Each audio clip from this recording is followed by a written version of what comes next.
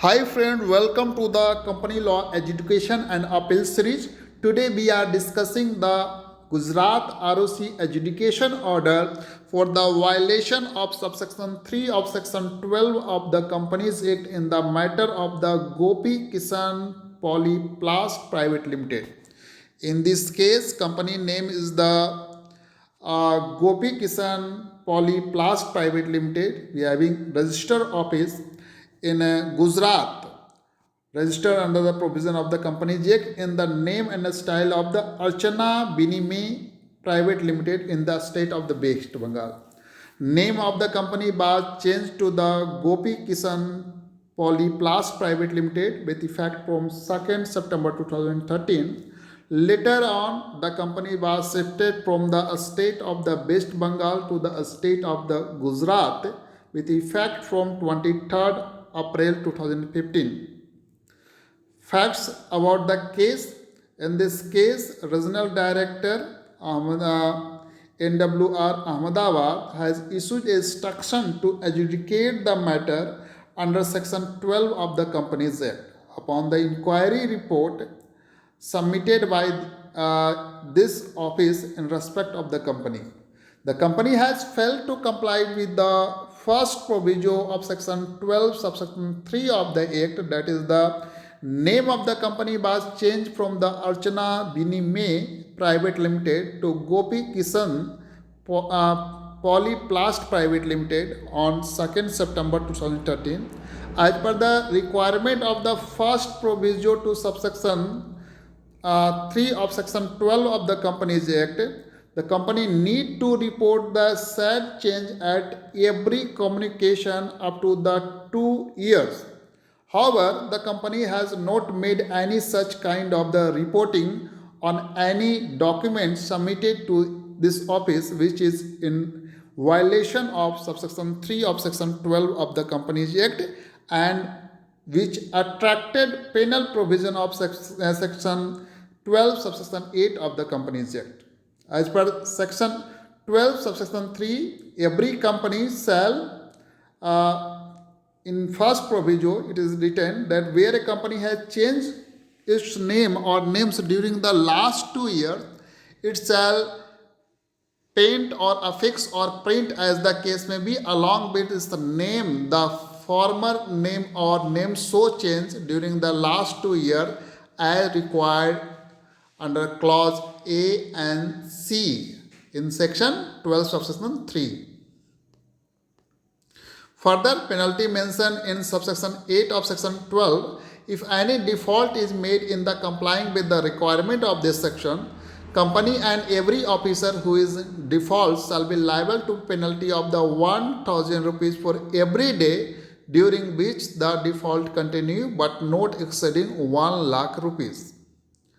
In so-called notice and personal hearing, the presiding officer submitted that under the compliance to the instruction issued by the regional director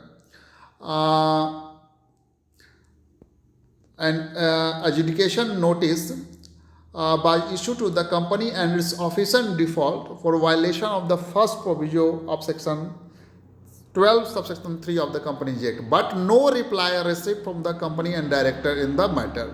Thereafter, a written notice were issued to the company and its officer in default, and hearing was fixed. None of the representative of the company or director has either furnished their suitable reply or have appointed on the appear on the date so fixed. Further, a final opportunity were issued to the company and its officer in default, and a hearing was fixed. On a scheduled date of the hearing, representative authorized person of the company appeared and attended the hearing proceeding and submitted oral submission along with the copy of the reply and an application for compounding under section 441 of the Companies Act in this office for the violation of section 12 subsection 3 clause C of the Act, and submitted that the name of the company was changed to the Gopi Kisan Polyplast Private Limited. However, first proviso of subsection 3 of section 12 of the Act is in force with effect from 1st April 2014. Hence, he submitted that the aforesaid provision of the Companies Act should not be applied retrospective effect to the company. The presiding officer responded the first provision of the section 12 subsection 3 clearly provide that where company has changed its name or names during the last 2 years, it shall paint or affix or print as the case may be along with its name the former name or name so changed during the last 2 years as required under clause A and C. Hence, the provision of first proviso to section 12 subsection 3 applicable to the company from 1st April 2014 to 1st September 2015 as the name of the company was changed with effect from 2nd September 2013.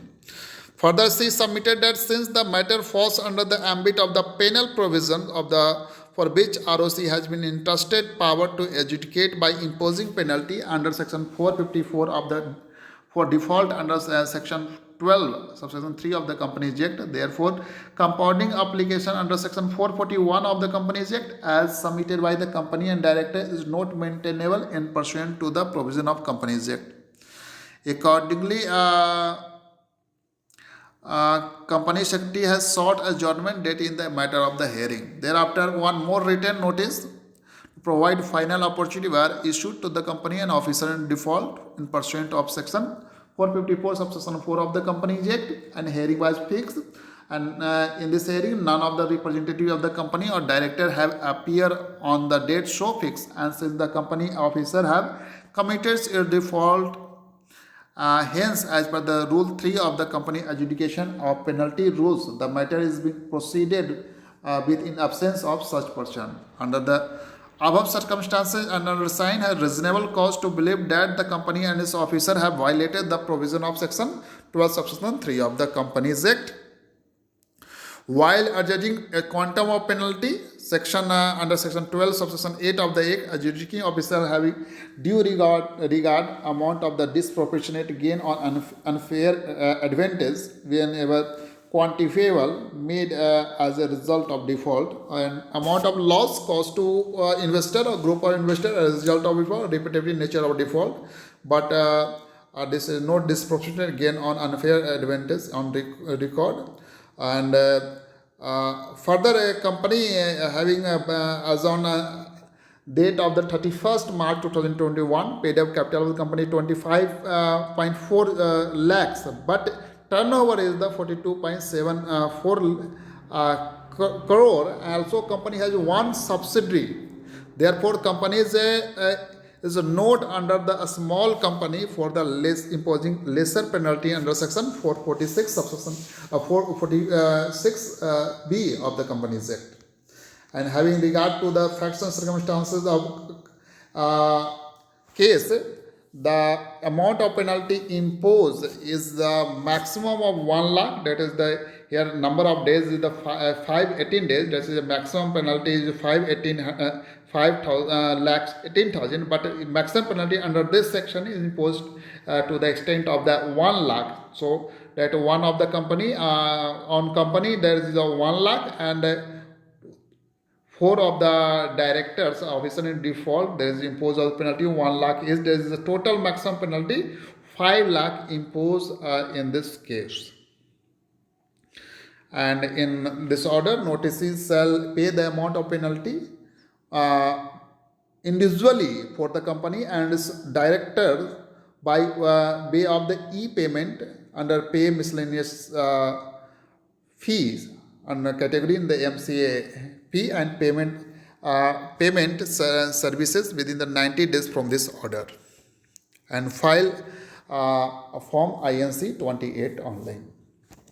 If company prefer appeal, then go for the appeal within the 60 days from this order date. In case of the non-compliances of the this order, in that case, company and shall be punishable with fine which shall not be less than 25,000 rupees, but which may extend to 5 lakh rupees. Further, where an officer in default the officer shall be punishable with imprisonment, which may extend to 6 months, or with fine, which shall not be less than 25,000 rupees, but may extend to 1 lakh rupees, or with both. Thank you so much for watching this update.